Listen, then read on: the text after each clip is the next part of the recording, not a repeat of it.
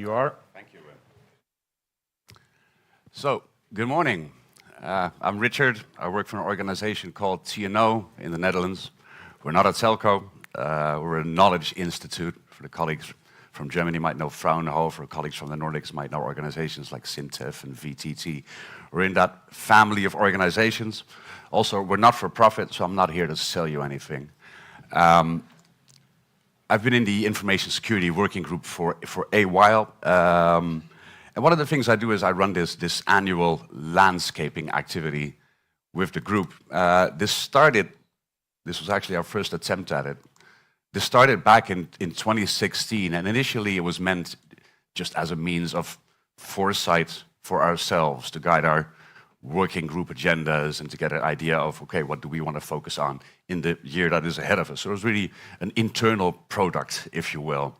And then we've steadily updated it from year to year. And a couple of years back, we decided to also publish a summary of it, to share what's on our mind with stakeholders in telecommunications, also experts in other industries, get their feedback, get their take, and hopefully maybe even inspire them to also think about these similar topics. The thing I should emphasize is everything that is on the landscape comes from the group, right? We do workshops with the members of the security working group each year in the fourth quarter, and all the members are all security leaders in telecommunications, and so it's really the wisdom of that group that brings us this landscape. And this is the current edition.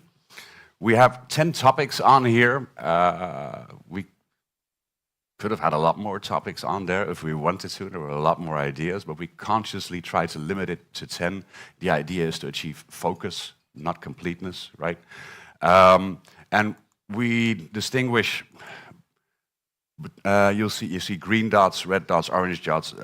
We qualify them as either a threat, which is in red, or an opportunity, which is in green. And you'll see that many of the dots are amber, which means there is something of a threat and also something of an opportunity in that particular topic.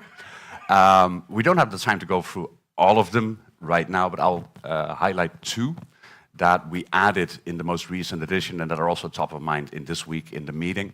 One is nation-state attacks on telco infrastructure. Why is that a thing? Well, you probably have some recognition here. There's just a lot happening in terms of attacks on communications infrastructure driven by geopolitical motives. We've seen infiltration in the Kyivstar mobile network by the Russians. They left quite a bit of damage. We've also seen undersea cable cuts in the North Sea, Baltic Sea. There's been espionage by the Chinese in US communications networks, Verizon, AT&T, big names, presumably capable companies. Nonetheless, there was damage there. And interestingly, also we've seen a campaign called the Volt Typhoon campaign, where we saw compromise of IT systems in a lot of vital industries in the US. So that was communications, but also energy and logistics, drinking water even. And that happened in the continental US, also in remote US territories, such as the island of Guam, which up until recently I didn't know was US, but they have some military infrastructure there. What's interesting about that particular attack is that the Chinese seem to be pre-positioning for sabotage, pre-positioning for possible disruption or destruction of IT systems in the event that they might run into conflict with the US, which might happen if China invades Taiwan, as an example. So there you have geopolitics in play affecting all of us. The thing about these threats is this is just a whole wave, a whole new reality of threats that we have to deal with. And these are all threats that we didn't necessarily have in mind when communications networks were put in place and were developed. And the challenge for us is to see, well, how well will our networks do if stuff like this happens? And also, what can we do to uplift the resilience? Also, referring back to Elisa's presentation, it can target telecommunications networks directly, but of course, threats like these can also occur in the industries that we rely on, such as energy. In the Netherlands, we're now looking at scenarios of a possible power outage for 72 hours, right? And how would then telecommunications networks uphold? Interesting question. We'll be looking into that. Another topic that we really highlighted this year is what we call deficient execution of security fundamentals. This is about fixing the basics. And it's interesting, I was at an ENISA event this March where a telecommunications company, one of you, presented an incident that they had suffered, a breach of their systems. And when it came to the root causes, the colleague explained, well, we had multi-factor authentication deployed on many servers, but not all of them, and not on the one that was breached. And that is really the problem that we're talking about here.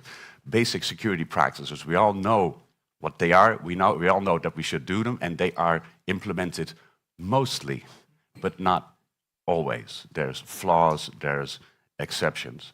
And we know that threat actors will exploit exactly those deficiencies. So we need to get better at them. And there's a really good explanation for all this, right? Because it's just a telecommunications network. If you want to deploy any sort of security practice, you have all these technologies running alongside each other, and there's legacy tech. So it's not necessarily easy to consistently deploy any security measure across the whole of a technical estate for a telco. But it's very necessary. We need to get better at it. So this is also one of the focal points of the group this year. And there's a lot more, which I cannot cover today, but the good news is that we have a tangible output. We have a booklet, which you can download on ETIS.org. There's also, I think, physical copies available at the event today. I suggest you get your hands on one, read up, and spread it also to colleagues in your organization. Thank you very much.